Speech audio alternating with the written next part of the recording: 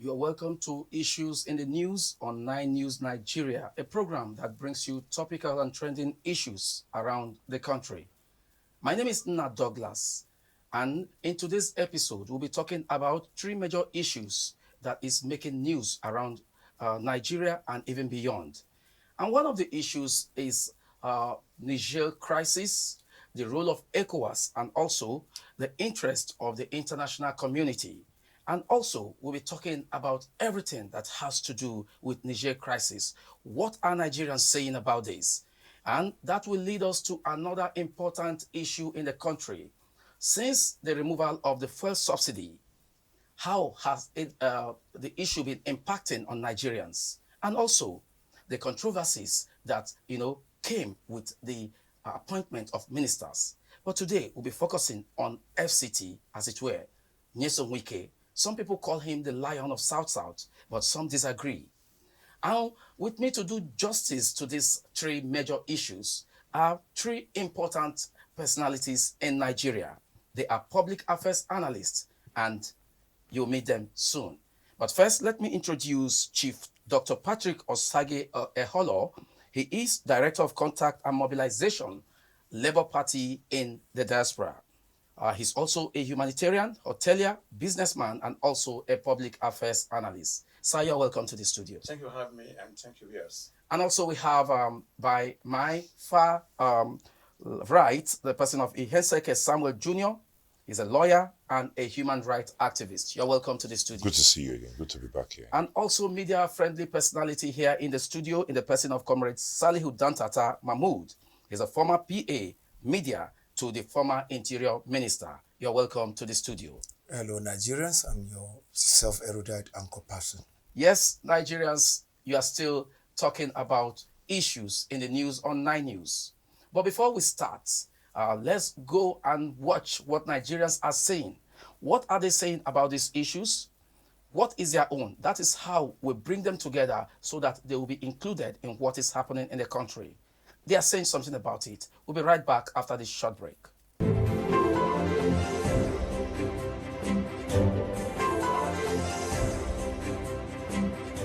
The Ecowas issue, I believe that Nigeria should shut up.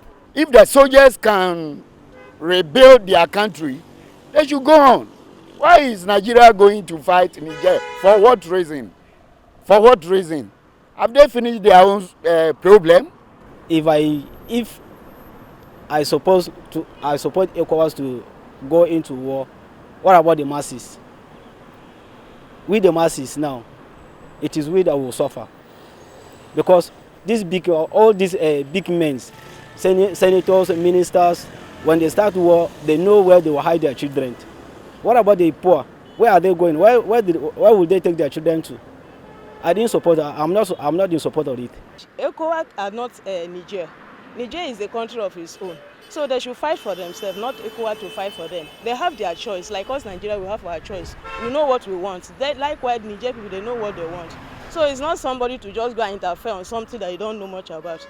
At least it's due to the other people that will say, okay, come and help us. You can now say, okay, let's go and help.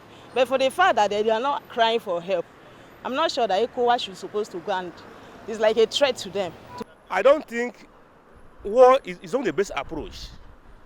Best approach in the sense that there are many alternatives to war. And behold, Nigeria could be the highest victim. Because we have about 7 to 8 states that have border with the Niger Republic. And so let's take another Nigeria now. They have a lot of intermarriage, interfarming, and interreligion ecosystem and as such. Whenever effect happens, it affects Nigeria more than Niger.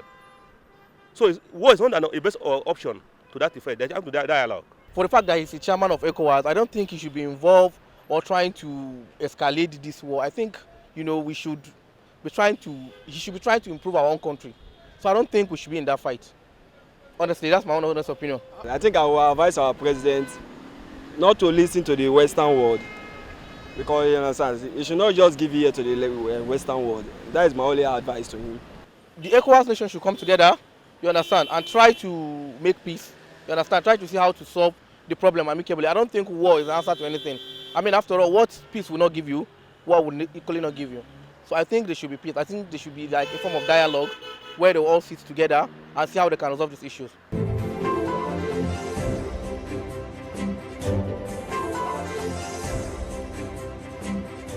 You're welcome back.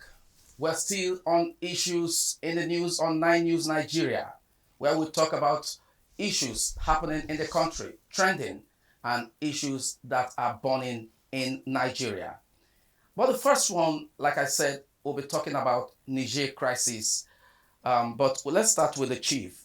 Chief, yesterday, Friday, the Ecowas heads of state and government held a press conference to say that they were misquoted, that their statements were taken out of context. They said after 7 days of the ultimatum given to the junta to bring back democracy in the country, that they will invade. They will use military force to invade the country. But they are saying that that is not what they mean and that is not what they say. Now, this issue is attracting international attention everywhere. Chief, you are an experienced man. What are you saying? What is your take on this matter? Well, the take is very simple. We don't have to complicate issues when it's not complicated. All right? As a matter of fact, it's affecting every other person, whether you want to believe it or not, in sub-Saharan Africa. I recently had a trip to Turkey, and then from there I went to China. My way back from China, we had an additional 2 hours because there was no no flight zone area imposed in the Niger area. We are supposed to be border keepers. We are all Africans, right? And I'm happy that they are retracing back their steps by saying that they did not make the invasion. Because, that word invasion will get anybody angry, especially Africans who have been treated very poorly and very badly because of the uranium. What we are talking about here is about the France who had never recognized that the people must be free, that people have a right to their own mineral resources, okay? I've been to Paris, you go to Paris, it's light up 24/7, but the people who have the uranium, they are in darkness, living in abject poverty. So I think it's time for us Africans to unite, to be border keepers, and put issues on table and discuss issues, We won't let the West come to, mentally enslave us by saying that, we don't accept coal, we don't accept this, If democracy was functioning, it was running properly, and people were getting the dividends of democracy, nobody would want to, plan a coup d'etat if everybody's happy.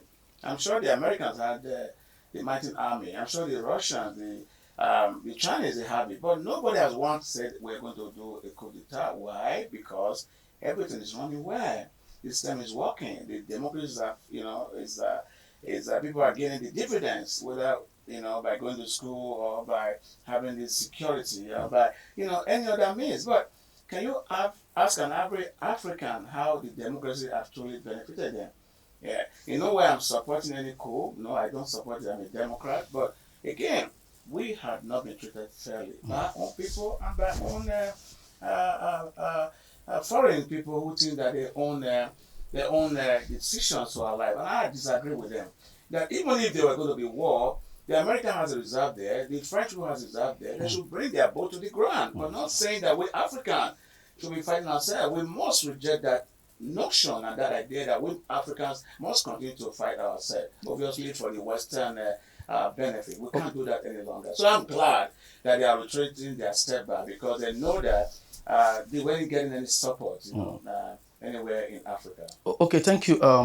You just hold your thought. Let me go to the barrister. Barrister, they said the best form of military government is even worse than the democracy. Than the worst democracy. The worst part of democracy is worse than the military government. Okay. Aren't you surprised that even the citizens of Niger are in support of the junta? Why that? First of all, outrightly, there's a legal perspective to this proposed decision of Ecowas to remove the military junta in Niger and bring in the president, this last president who was rightly or wrongly removed. First and foremost, under Section 5(4)(b), A and B of the Nigerian Constitution, before the Nigerian Armed Forces can be deployed, they need to seek the approval and resolution of 2/3 members of the Senate. In this instance, a letter was sent to the Senate, and they rejected it. They outrightly rejected it, and they insisted negotiation should be the key. But also, by Article 53 of the United Nations Charter, for any regional union to go into war or to take military action, they need to seek the consent and the approval of the Security Council of the United Nations. In this instance, we are all very much aware. We have our information in our hands. No approval was sought by the Ecowas Union from the UN Security Council. This is a fundamental breach of both our local laws and international law. On this premise, it is an outright illegality. It is a declaration of war crimes for the Ecowas Union. In these sections I've cited SOPRA. You can go and make your inquiry for them to go into war with Niger. It's a regional body, and the United Nations Charter is binding on every member who are members of the United Nations Charter. And so it is also binding on Niger, it is binding on Nigeria, and each member of the ECOWAS country. So it's going to be an aberration, a breach of every right to the international norms, acceptable norms of international law. They cannot go into war with Niger. And I feel the Niger citizens, funny enough, you might think they are not aware. They are very much aware with the extant laws that governs their relation. And we as Nigerians, we cannot afford another war. I've been privileged to be at Maradi. I've been going to Katsina front and back. Okay. And it's very obvious that when you go to that place, they are intertwined with the Katsina people. Okay. You don't see any difference. And they are almost of the same thing. You are somewhere in Katsina, you will think you are in Katsina already, you are already in Niger. So I don't see what Nigeria should do is to see how they can engage the military junta, to see how they can relinquish their terms. And to those foreign nations who are pressuring Nigeria to go into war with this country, hawkish nations, as we call them, I don't want to mention their names, they know themselves. They should please restrain themselves from coming into the affairs of the Africans. We are not slaves to any region, to any country.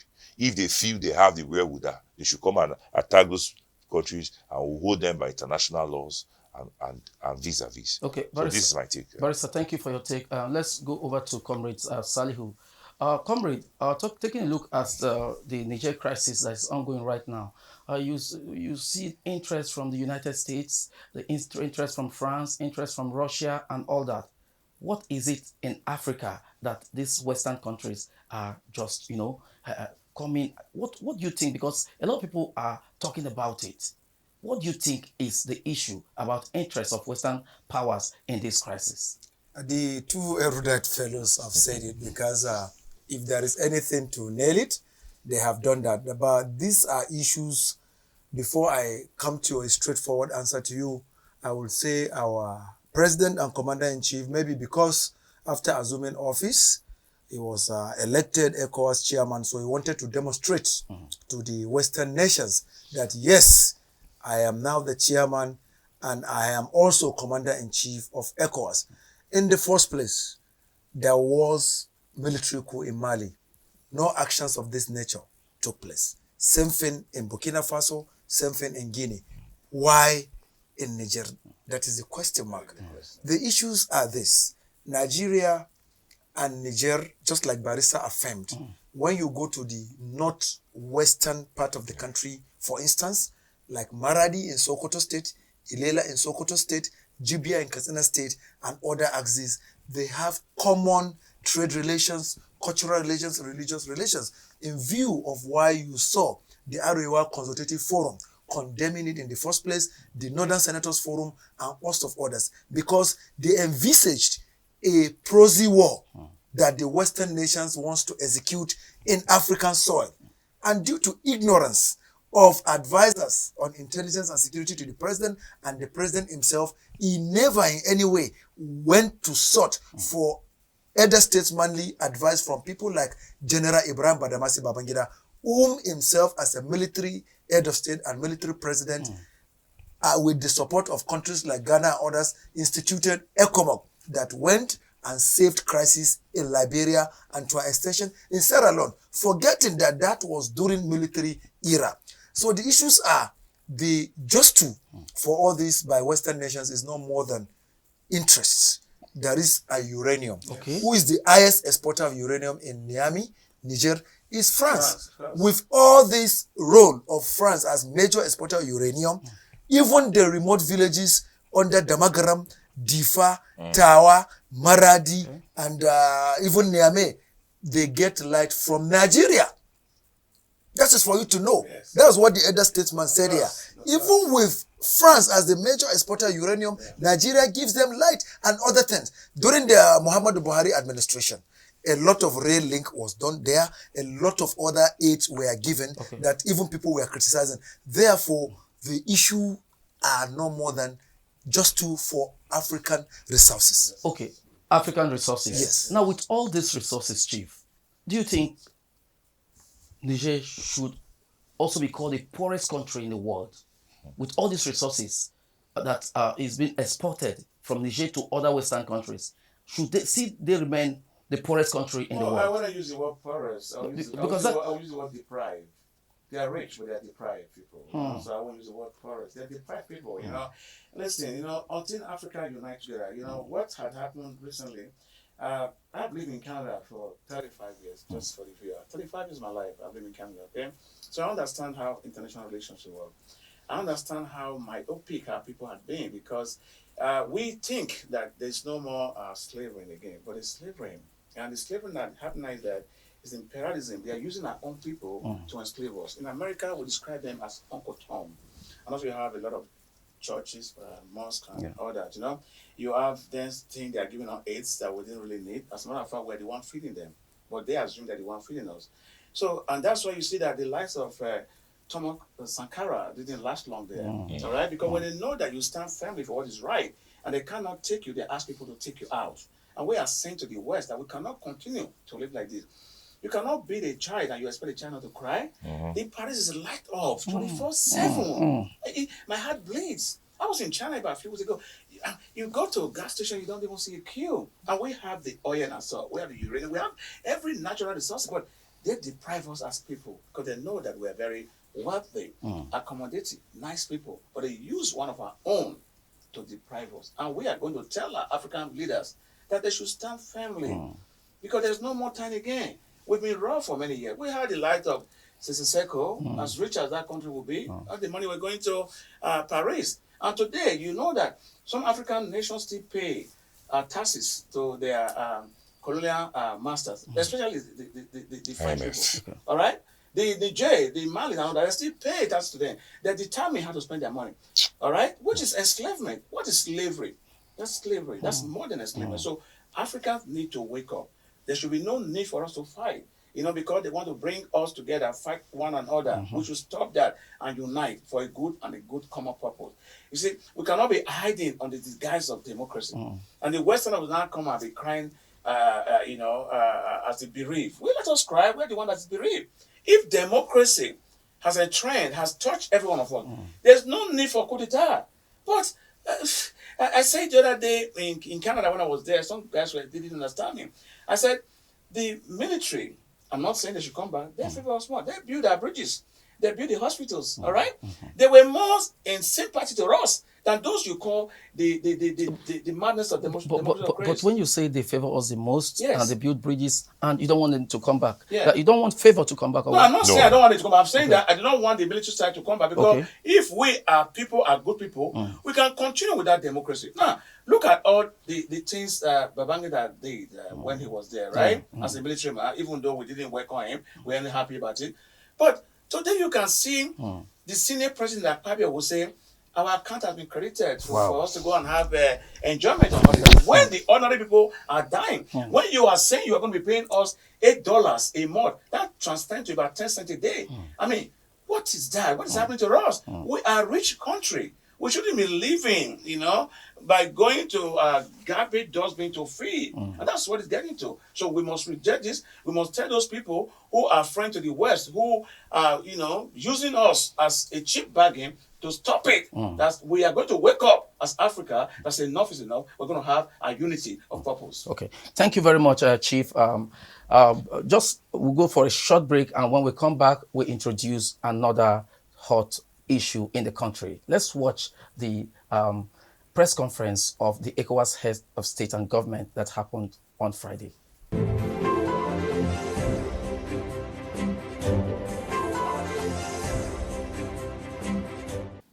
Nowhere has Ecowas indicated that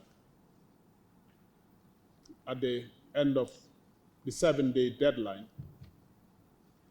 military force will be the only option. Nowhere. If you look at the decision says the authority of heads of state and government will employ all measures to restore constitutional order in the Republic of Niger. And these measures may include the use of force. I invite all colleagues to have a re-look at the decision as well as the communique. It's so when we say the decision of heads of state and government has been taken out of context, this is what we refer to. We say all measures which may include the use of force, and now only the use of force was extracted and then blown up. So this is why we are saying it is taken out of proposal. The use of force is still on the table as provided for by ECOWAS instruments. These instruments are old instruments, as you will see, as you have heard me say. They date as far back as the 2000s, the 1990s, and these instruments have been subscribed to by all ECOWAS member states, including the Republic of Niger. So if we have no problem with the instruments, we should not have any problem with the implementation of the instruments. The fact that all of us can travel around in West Africa without visas, we can trade without tariffs, are part of our instruments that our community has taken, just like they have taken this particular instrument. And I think I have listed about 5 or 4 of them.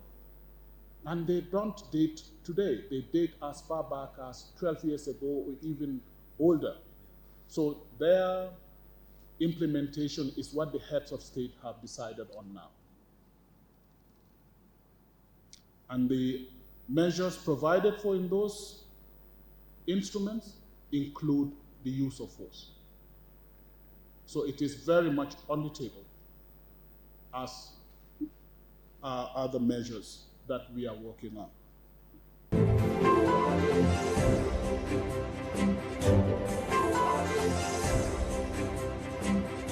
Welcome back. If you're just joining us, this is Issues on 9 News Nigeria, where we discuss programs or topical issues happening across the country and even beyond. Remember, we have been talking about Niger crisis and how it's affecting every country in Africa. Even as the opposition leader in South Africa, Julius Malema, is talking tough on this, and he's saying no to invasion of Niger Republic by the Ecowas. Well, what you just watched right now is a press conference that highlighted what we said earlier about the fact that they said they were quoted out of context. Now, Barrister, you just watch it too, and what they said about it. Do you think they want to introduce diplomacy or to bring what we call damage control on what they have earlier done in the past. What do you think about it? The response to that, why they are changing the narrative of how they insisted they were going to go about this Niger crisis, is the consensus of people who a referendum of voices who have actually come out in a nutshell to condemn, more particularly the highly placed individuals, the people in government, the past leaders who have tried to tell this government to at best engage diplomacy, to at best engage the supposed junta in Niger. I think that is why they are coming up, because we have seen their different press statements and resolutions, and we've heard them. Their take was that they were going to invade Niger. There were no two ways about it. And the Niger too, you can see the reaction from Niger. You saw Mali, you saw Burkina Faso, you saw the other Senegal, who came and said any attack on the sovereignty of Niger will be deemed as an act. Yeah, Burkina Faso too will be deemed as an act of war, and in retaliation they will also be a part of the war party. And so I think when they actually, because this will turn into a very serious humanitarian problem in Africa. A very, very, is going to, beyond massacre, beyond disaster, beyond what we have, the Darfur crisis in Sudan, and every place, Syria war, and what it will be, world war in Africa.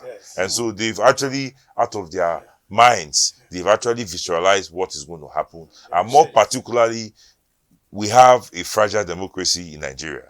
Even the presidential seat is being contested in the election tribunals. And that is one other factor too. When they look at all these things and said, because a man who's not sitting well in a chair cannot be pointing accused to his neighbor who's sitting in a chair. And so I think this formed the whole reasons why they've decided to parley and engage the arts of negotiation.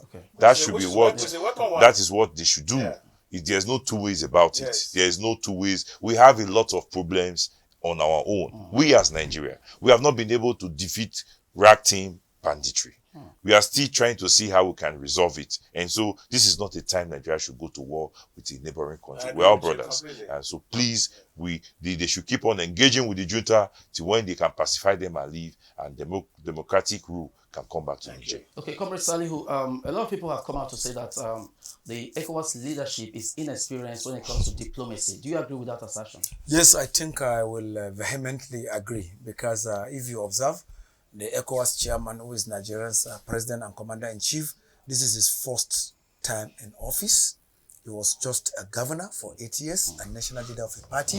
This is the first time he's taking mantle of leadership and also assuming the role as ECOWAS chairman. So that inexperience is playing out there.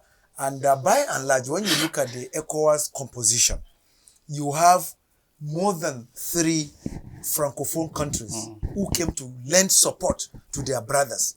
Burkina Faso, Mali, Guinea. Then who are we? Ghana is Anglophone. Gambia is Anglophone, and what have you. So it's like we don't know what we are doing. Those colonized by British are taking the lead in ECOWAS. Why those that are more closer to the francophone system are the ones that came to lend support? Don't also forget of recent, Russian Federation invited many African leaders, including those of Nigeria that were represented by Vice President Kashim Shettima. Then Burkina Faso president was there, Mali, as well as Guinea. And outside the general meeting, there was what was called closed-door meeting, Russian-African Summit. This is also an agenda that people don't know. Algeria came to lend military support to Niger. As I'm talking to you now, there are Tucano, what have you, that are between the border of these countries with Niger, which is to tell you that the closest francophone countries to Niger, now with even the barricade of Benin Republic, Niger border, Nigeria, Niger border, Burkina Faso through a town has now gotten most of the trucks with food items and other essential commodities into the soil of Niger, accompanied by Nigerian gendarmes. This is a message they are sending to Nigeria and Benin Republic. Yes, you've closed your sea as well as border transit to Niger for us, Nigeria, Benin Republic. Burkina Faso has done it. They know the only constraint they had was this rebels and other bandits and what have you. And the gendarmes of both the Burkina Faso and Niger, accompanied, led by a brigadier general of Nigerian gendarmes, to get those trucks that were more than 300 trucks, because I was following up into the soil of Niger. Itato, there was an escalation of price of goods and services.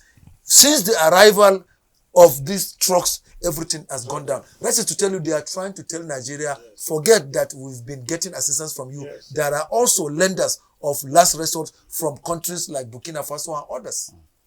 Okay, viewers, it's still getting hotter, it's still getting insightful, and it's still getting interesting. It's issues in the news on 9 News Nigeria. We'll be back after this break. Please don't go away.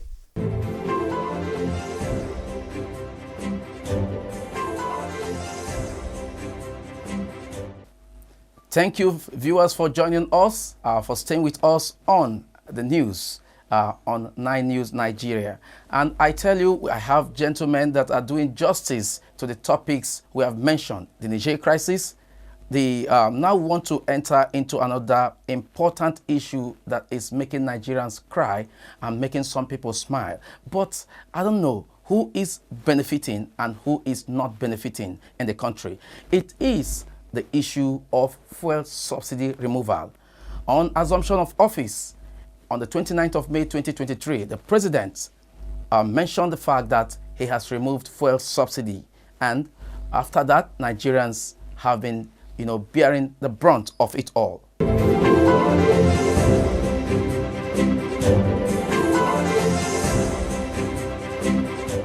Removing our subsidy seriously has brought a problem to most of the Nigeria, most especially we people are working under somebody, They removed our subsidy, they are not increased anything from our salary, and we are spending money every day from transportation. Like me, I'm spending almost 1,800 every day. So how much be the salary? So I'm pleading to Nigeria to look into it. It has a very negative impact. Negative in the sense that whenever a subsidy in a developed world, whenever a subsidy is removed from a particular sector, that will be reinvested. And also so that the multiplier effect will be felt by the masses. But here is zero. What we are having here is extremely or excess poverty. A place that can, before now, normally pay 200 naira, 100 naira, is now 300, 500 naira and above. And as such, we spend more than 2,500 naira on daily basis for transport here in Abuja. So it has a very negative impact. It's hitting us very hard, very, very hard. And the government promised that things are going to be better. Better in which way? Our hospitals are bad. Our institutions are bad. Maternal mortality. Our schools are bad. Where is the money going for? The money, he said, palliative. What was the meaning of that? A day, average Nigerian spend more than 5,000 for a living. Without single man, without a family. So what was the first subsidy? Now things are getting worse every day. At least these palliatives supposed to be transport, commercial things that everybody. What do you mean by sharing money? Money for what? You and I know. I live at Pape to this place. A day I spend 2,000 naira. So if you are giving me 10,000 or what? In short, how do average Nigeria self get that money first of all? What are the ways to share that money first of all? It's of no use. They should spend this money for things that everybody will enjoy it. We are not finding it very easy. It's very difficult. Like today I trekked from my house to the bus stop. Before getting down here, I have to try to make adjustments, make things. Sometimes people normally help initially, but now they don't like help. Even when you ask somebody to help, you get angry because everybody is suffering it. It's not easy at all. It's not easy with anybody. Myself as an example, my transportation to and fro used to be like 600 before, but now I'm paying about 1.5 to 1.7. So that is like, if you look at the ratio, it's like ×3 the price of what we were paying before. And it's frustrating because I imagine if you are working for like 30,000 naira a month and your transportation is over 45,000 naira, what is left for you? You have to pay house rent, you have to, you have to feed and all of that. So taking that into consideration, Nigerians are really suffering. They really need to do something about it. I mean, before we all die, it's terrible. It's really, really terrible. It's frustrating. When fuel rises, it takes everything with it. It takes the foodstuffs, it takes transportation, it takes social amenities and everything with it. You understand? So people are talking about providing buses to quench the fuel, the stress of the fuel subsidy. But I don't think that is right. You understand? Because if you provide buses, you are only stopping one side of the issue. I feel like to tackle it all, this fuel has to come down. It has to come down. So everything will come down with it. Because as long as fuel is still up and you're tackling transportation alone, it's not enough. It has to come down. So as we tackle everything generally. Palliatives I agree is good, but there's no even data in the first place to take care of that. And the governors are not the best people to handle it. It will not be effective because it's not a proper channel by which it can reach the masses. Because when we give to those state governors, they're not impacted, they're not invested in people's life. And as such, he's as good as he's using a policy.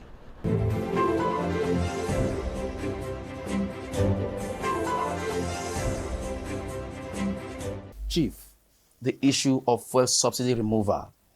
Did you think what the president has done is in the interest of Nigeria? Because as it is now, a lot of people are talking about it. It's complicated, very complicated. Okay. The fact is that, in order for anybody to believe that the president is not in continuation of Buhari regime, right? We know definitely and certainly that a lot of people were just giving documents to bank and just take money.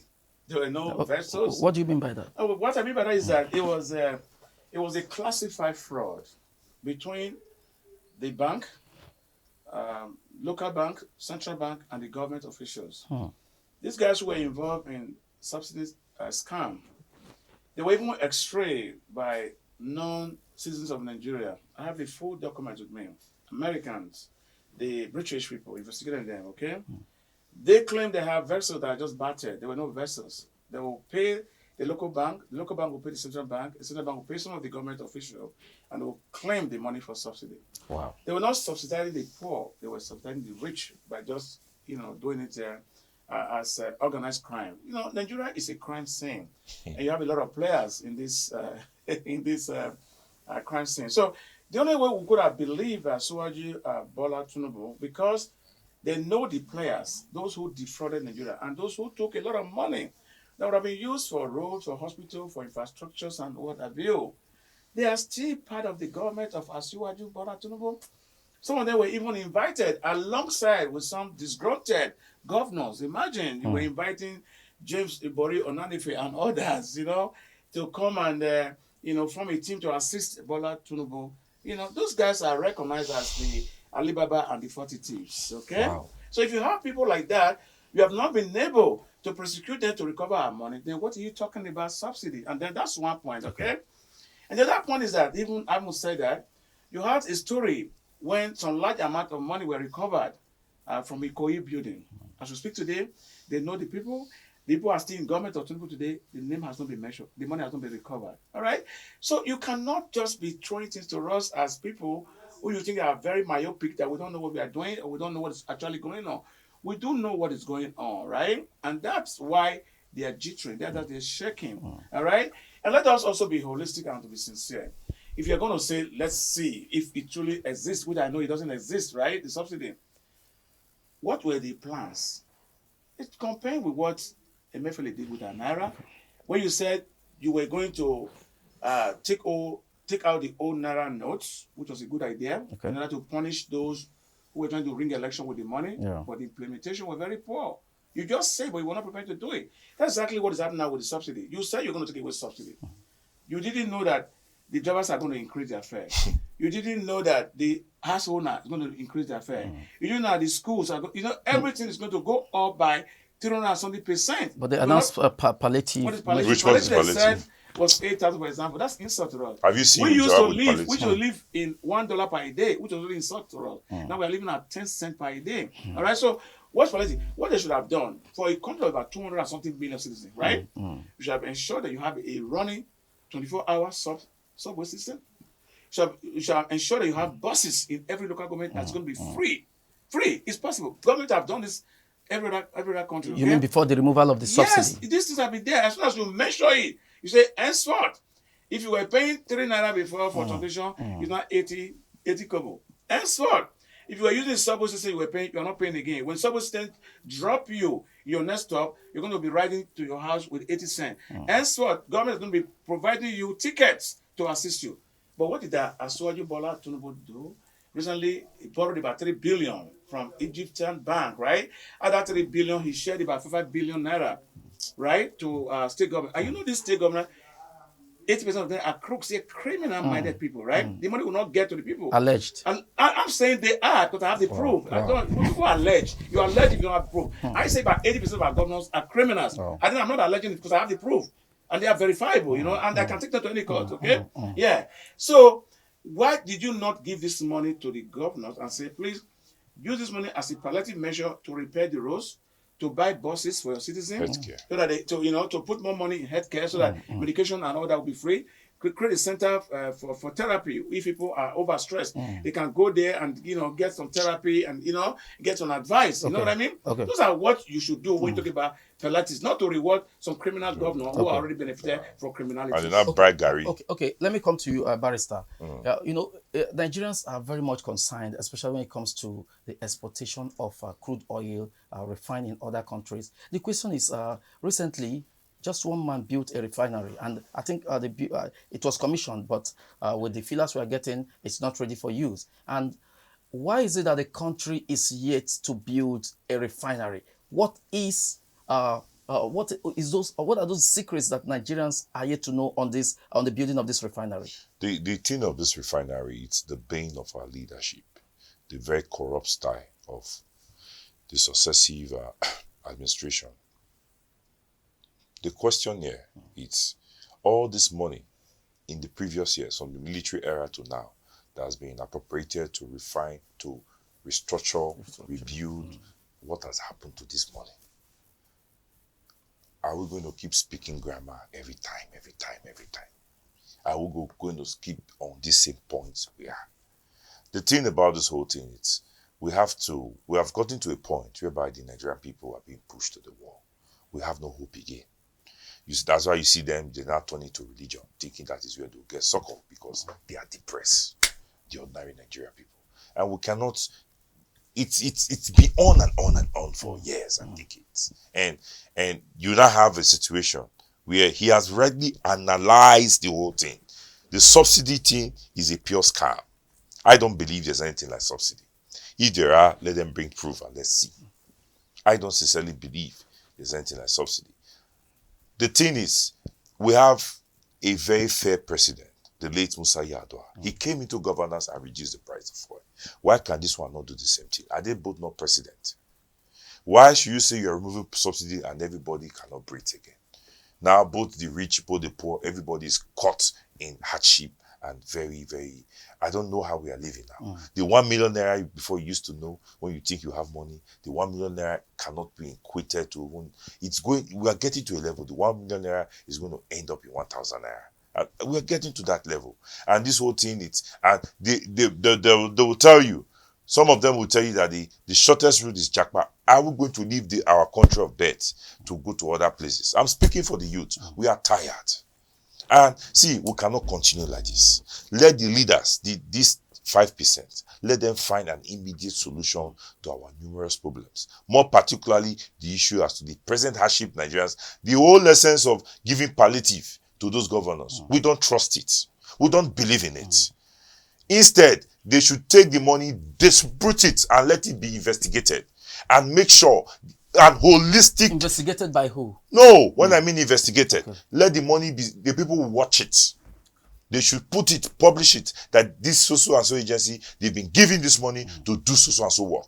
And let the people, if they have complaints, they should monitor it. That is the best way of addressing this issue of, even if there was subsidy, and not to give the governors to work. Okay, Barrister. Hold on. Okay. It's a way of actually pouring more insult, because we know, I saw a situation whereby Gary was being said to be one of the subsidy palliative. Have we gotten to that low? What is Gary? How many gari can you eat in a day? That means you are insulting the people. So see, we have to tell ourselves the truth. It's not we are alive. They are watching us. We have to we cannot continue like this. They are telling us hate speech, not to talk, this and that. But how can we are almost at a do you even know? Because maybe we are privileged to be here. Maybe because of our positions. But I know I send money to people almost every day. People call me from all walks of life. And I am struggling. So I'm wondering, how are they surviving? How are they surviving? It's very pathetic. Yeah. Oh, that's very emotional, and I believe you're speaking from the heart and all that. Comrade, since the announcement of the fuel subsidy removal, there has been increase in transportation, especially for those that move from one place to other for the daily activities and all that. Now, what is the current situation doing to our production capacity as a nation? It has reduced productivity to the barest minimum, in the sense that those are things that people invest their monies into. Itato, they have stopped it. And I will give you peripheral examples. Okay. Even members of the transport unions, road transport unions, NURTW, RTAN, SEGDA, Losbon, and others, the fleet of their buses have reduced because passengers are no longer there. Before, if you go to Utako, let's start from the capital city here, vehicles that we load to Benin City, maybe from the 6 o'clock till 10, will be more than 100. For 20 to even load is 0. The drivers are now redundant, idle. Same thing applies to Lagos route. Same thing applies to Kano route, Anambra route, Enugu, Port Harcourt, and other areas. Then come to these small scale businesses like entrepreneurship. Somebody that leaves Suleja before to come and sell within the city center has stopped because the transport from Suleja to city center is now 1,000. What gain do you make? Same thing extend to even those in the manufacturing industry. I was in Oregon, Lagos, to do a kind of survey, and I saw some of the industries that Itato, you see rolling things, have stopped because most of their laborers that stayed in Okokomaiko, that stay in Agbara, that stay in Bejuleki, that stay in Ikorodu, that stay in Orile Igamu, Ilukeju, Oshodi, Moshi, they can no longer afford this. So productivity has reduced. Then even in some of the government offices, people now come 3 days a week. I can tell you, not even the presidential villa get some of the state house staffs to be complete like before. So the issues about this, like Barrister said, subsidy was just a scam to make some people to survive as independent petroleum marketers, as major petroleum marketers and other of their cronies. The NNPC, which has now metamorphosed into NNPC Limited, has only 60% government ownership. 40% is private ownership, shared between MAMWAN, which is Major Oil Marketers Association, and Independent Petroleum Marketers Association, and others. Then, within the NNPC themselves, most of the DGMs, the GMs there, the group, what have you, they are the owners of most of these petrol stations. So the all of the matter is this subsidy, whether it is this and that, they must bring back that their fraudulent means, because it seems that it is the poor people that enjoyed for what they don't know. that payment. Now you revealed something of the fact that so some people they are owned by their proxies and all that. Absolutely. That, you're saying it's a man no man thing. Absolutely. And all that. Okay. Before we call it a day on this issue, before we enter the next issue, what is the way forward? The way forward is for the government to bring up a social security for Nigerian citizens. Okay.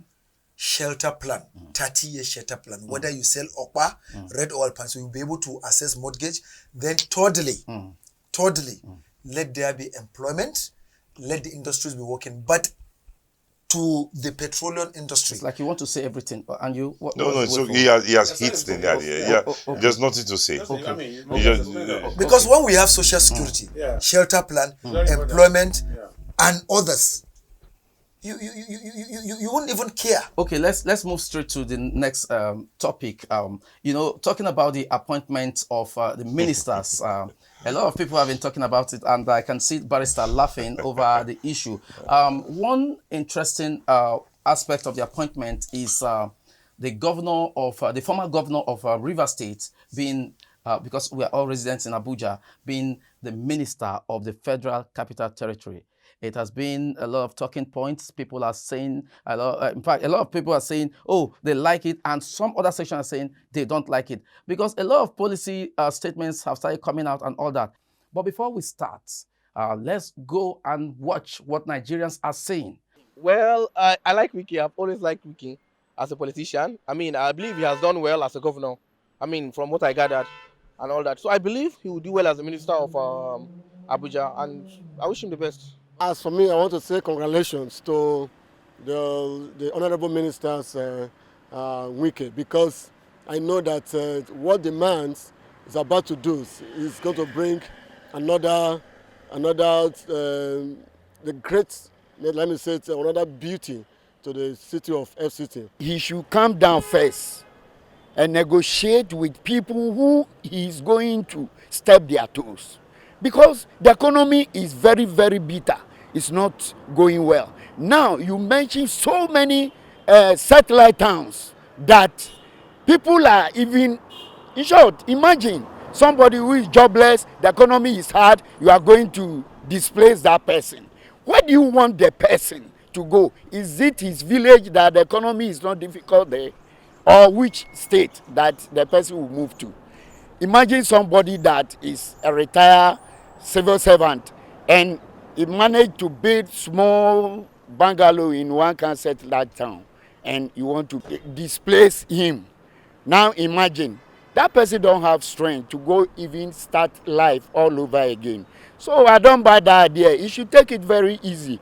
We are all Africans, we are all Nigerians. This thing is going to affect even foreigners, not only Nigerians. So His Excellency Minister of FTC should take it easy, gradual process. After all, it's federal appointment. There are some places that he don't want to. We are the masses. We don't want him to go. Let's take a look of this Gishiri demolition. There are so many people now that are suffering. No place to sleep, no place. Most especially those people are having with the family.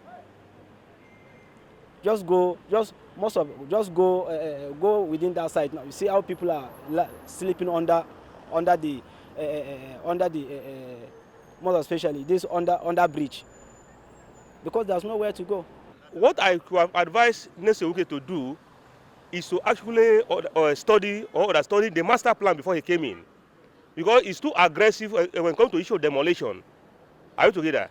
But it should be an alternative for compensation for those that have actually valid documents to their property. Because they did fly from the sky to come and build it there, they acquired the land and they were paying for the land before they develop it, and as such, there should be a policy programs that are going to take care of that before demolition take place. The only area that I will feel concerned a bit is that, like, the lesser privilege, where the area people are staying, that the things are okay with them. But based on the news that we have been hearing that it's coming to the villages, to the destroying of the villages, to me, inside the city here, we have a lot of village inside the city. I think they should walk inside the city first and allow it, because for the fact that the poor and the rich, we are always together. The rich people they cannot do without the poor people. The rich, despite of their wealth, they still need the poor people to make them what they are. So even if you are rich today and say, we don't want poor people again, it's a lie. Security man is a poor person that is securing your house. So we all need each other. So they should consider the less privileged and do something for us too. Well, I have never been a fan of demolition, in the sense that people are losing lives and properties. You understand? It's not right. But at the end of the day, you should please think about the common man as well, because the country is already suffering as it is. So you cannot inflict that on us. I think you should be able to look down on the poor masses and please try to see what he can do best. personally, I feel demolition is not the answer. I feel like he should tackle other issues in Abuja, which I believe there are a lot of other things you could tackle. For example, we are struggling with electricity. I mean, this is satellite town, this is Wuse too, but still, the electricity is bad. You understand? So I believe that these are the things you should be looking at, not looking at pursuing people that are hawking on the road. Either I like it or not, they may granite, they may corn, they may pear, they make our life beautiful, they make it easier for us. You understand? Sometimes these people sell food we can afford. You get? So I don't feel like it's the way forward. Sincerely speaking, I have a very utmost confidence that the ministers can deliver, looking upon their qualification, their experiences, and the way they were selected from their respective states.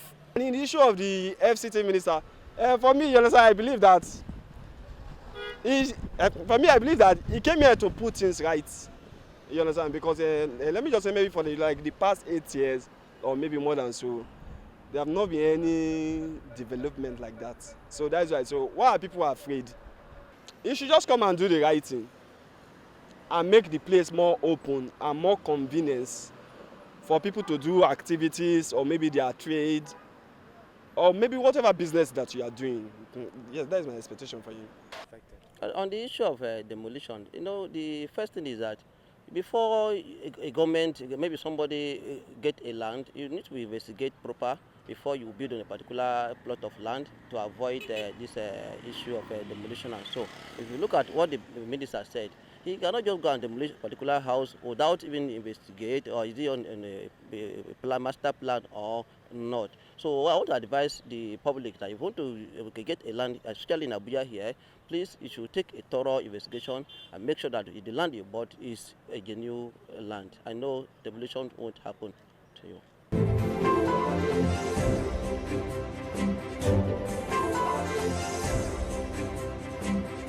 Now I quote.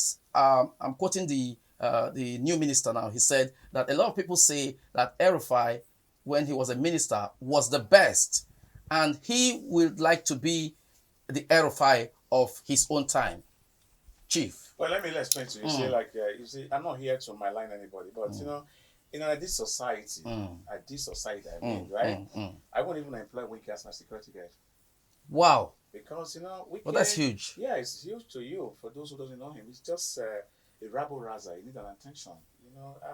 Listen, you don't threaten people in democracy. If you say you are a Democrat, why would you come and go to demolish 6,000 houses? You couldn't do that because, first of all, but they have refuted that statement. Yeah, well, the administration... if they refute it, it's okay because if people didn't scream out or shout, they won't refute it. Okay. And besides that, you see, if you cannot trust a messenger, you cannot trust his message. I did something about Wike, not something personal, just to tell you about a little bit of Wike. Over 1.6 million viewers saw it. When Wike swore into his life, swore to God Almighty, the Creator, that he will never be a VP in Nigeria. He will never take any ministerial position. But after robbing, Peter Obi, and then his own benefit here will not become a minister. So why then would you trust it? That's why I said, if you cannot trust a messenger, you cannot trust his message. So Wike for me is a rabble rouser. But what I'm assuring those who had built, whether legally or illegal, if you have your survey plan, you have receipts that you pay to government and they are allowed to go and build, and you were able to pay for your CFO at its men, I can tell you that Ihensekhien is one of my lawyers, but I have thousands of lawyers. I'm a litigant, and I do it for free. I will take on Wike, and I will take on the federal government. You cannot destroy anybody's property without huge compensation because they did what? Due diligence. They follow what you said. You are their parents. All right? Take your bad, they take your bad. Drop your cream, they drop your cream. Go and sleep, they want to go and sleep. So now you are coming out. Why did you take all the advice I give to you as a parent? That will be preposterous. We will fight them by every legal means necessary. Okay, thank you, Chief. Barrister, thank God you are a legal practitioner here. The problem people are talking about is the fact that the government does not obey court decisions. And a lot of violations, according to how they are saying it, went on and without the government obeying court decisions or judgment, as it were. Now, what Chief is saying now, what difference will it make? I was here the other last time, singularly, and I made some very profound submissions as to, first of all, I still maintain my position. And that video was watched by more than 5,000 people. And I think the good thing is that what we are doing here is being taken very serious. And I think, as I can confirm to you by today, Incorporated Trustee of Peace Initiative led by Ebu Adegboruwa, they anticipated and watched everything I said here, and they have filed the case at the Federal High Court. First and foremost, I said the last time, a recap of what I said the last time. The ministerial list that President Tinubu sent to the National Assembly is an outright illegality. I said it here. By the combined sections of Section 147 of the Fifth Amendment, number 23, alteration that was done by the National Assembly to this our Constitution. By that section is, you must transmit as much names as contained in the states of the Federation for ministerial list. That means you must send 37 names, including of the FCT. As at 26 July, when the president sent this name to the National Assembly, it was only 28 names, short of close to about 9 or 8 names that were sent to the National Assembly. That makes that ministerial list an outright, a variance, contravention, a breach of the Nigerian Constitution is an outright illegality. It makes that your step unconstitutional. The argument that he can as well have sent the further names. No, for you to enjoy the mandatory provisions of a law, or for you to exercise your discretion, you must have been seen to have applied the principle of mandatory provisions. And when the provisions of a law, the literal interpretation has said the word shall, it has a compelling, a mandatory meaning. The president, with all due respect to him and all his advisors, did not comply with Section 17 of the Nigerian Constitution by sending 37 names in view of the FCT status as a state in Musa Panya versus the federal government of Nigeria. Musa Panya was a local Gbagi indigene who took the federal government and won at the Court of Appeal, where they recognized the FCT to have the electoral state like other states of the Federation. So when you put this, the whole process itself, they are in courts. I'm not part of that case, but I have made my submissions here, and I think they picked it and did their research, and they have approached the court for interpretation to nullify the entire minister's list and vice versa. Coming to the issue of Wike, we are governed by law, whether we choose it. One good thing is that no matter where you run to, the law will still catch up with you. You will still make recourse to the... Imefele is learning his lesson. Bawa is learning his lesson. And every other person who thinks tomorrow, they will also come back and be haunted by the same law. And that is why I will always practice. I'm a believer of the rule of law. Bawa has filed his fundamental enforcement right to leave the prison. He's the same Bawa. But when he was telling people, he never knew that he would come. He's the same Bawa. When Emefiele was also disrespectful to the law, he never knew that he would come. I also know that Wike and others will also get their days in court by the grace of God, because you cannot run away from it. It's the same Bawa. Let me just round up, sir, in less than 1 minute. It is the same Bawa who has gone to approach the court now to seek succor. So when you look at it, and you know this is Wike, you know Section 4 of the Nigerian Constitution actually guarantees the people's right to security, food, shelter, and housing. And so, whether people have houses or not, it's the duty of government to provide houses for them. That is a notorious fact. That's the provision of what the Constitution says. So if he says he wants to demolish, has he even complied with the Nigeria Urban and Regional Planning Act? Have you, even if they have built in any way illegal, have you served them the requisite notice, the mandatory notices from the Department of Development Control under the Abuja Metropolitan Management Council? Do you think Abuja is Port Harcourt? This is Abuja, governed by law. We are up to the task, and Abuja is blessed with a lot of radical and very good lawyers, and we will take him. We are ready to take him to court. He's just a lawyer like us. He should be ready to define. He should be ready to define the extant laws. But what I'm saying is that his threat of demolition, he must conform to the extant laws prevailing in Abuja for him to take any step. Thank you, comrade. This is getting more interesting. Now we'll talk about many policy statements that was made by the new minister Wike. Some Nigerians have welcomed it, and some, especially when it comes to fighting criminality in the city of Abuja and all that. If you were to be the minister, what would have been your first three policy statements as you assume office? Even though the minister during his first press conference was telling the commissioner of police, as if he's the inspector general of police, that I will provide logistics for you, but if you fail, I will disgrace you. Can you imagine that? Which was unwarranted, because that commissioner of police is a regimented officer who has instructions for inspector general of police to serve the FCT. If I was Wike, Abuja has traditional rulers. Honor of Abaji is the chairman, council of FCT traditional rulers. You have Gomo of Kuje. You have a chief in Gwagwalada, who is a second class. You also have in Buari, about two, that of Bagi and the Koro people. You also have in Zuba. You also have in Karu and other axes. I will have just organized interactive session and town hall meeting for the indigenous and non-residents of FCT to sit down and we interact on what is the agenda. Even Erufai, I will vividly recall my former boss, Second Republic Governor of Lagos State, Lateef Jakande, whom I served from 1999 in his private capacity, told Erufai in 2004 that you set up mass housing department under the federal, newly set up federal, Erufai came and set up the Federal Capital Territory Administration from MFCT because he said he was not going to work with an already existing Ministry of Federal Capital Territory.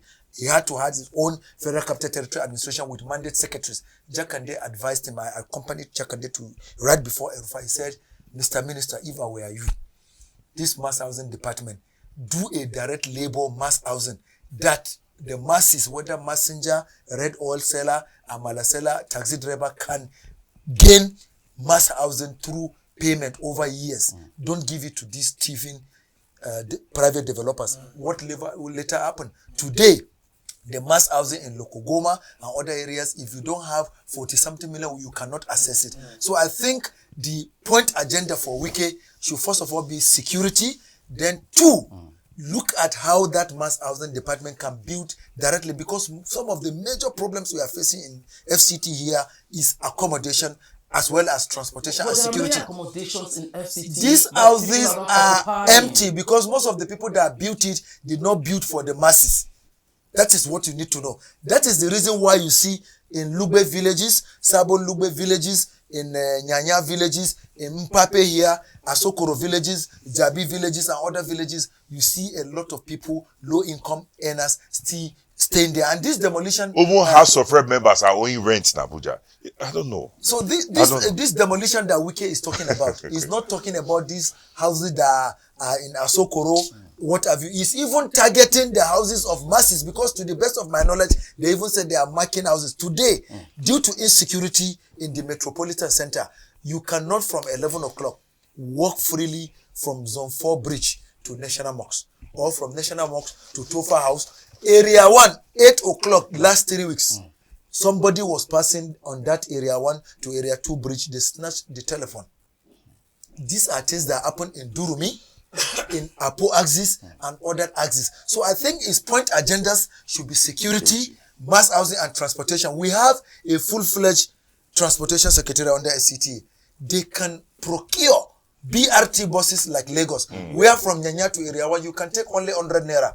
Gwagwalada to city center, you can take 200 naira. Suleja to city center, 300 naira, and other adjoining axis. Today, from here to Gwagwalada, you are paying 1,000 until pay or leave it. From here to Suleja, you are paying 1,000. From here to Nyanya, you are paying almost 500 naira. Then, when you now talk about drop or boat, then you should be prepared with 5,000 or above. So I think this should have been his point agenda than all these inflammatory statements. Okay. Just an addendum, sir. You see, this issue of demolition, we have several experiences from different places. The practice is this one will demolish it and go and assign and reallocate that land to his proses and cronies, his close people. Already, we are already seeing we are like the locals of Abuja. So you mean it's political in nature? We don't trust the process. Demolition for now should be Status quo should be maintained. Demolition should not be where anybody should go in. Already, we are already seeing people from Port Harcourt who did not make it to Port Harcourt. They're already coming to Abuja. I had an interaction with one. He said in a short while, he's going to get an estate. This is somebody looking at him. He doesn't have a penny. So which miracle wants to happen?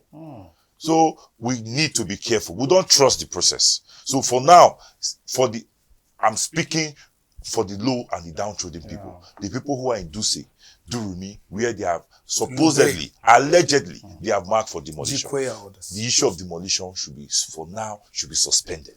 As he have said, security should be tackled. Better, the existing accommodation should be looked into. Then transportation should be looked into. This is FCT. We will not go anywhere. This is our town. We must have it right. Thank you so much, gentlemen. Viewers, it has been very insightful. It has been very, very wonderful and interesting. And time might not permit us to continue on these issues, but we believe that to an extent we have done justice with the gentlemen in the studio.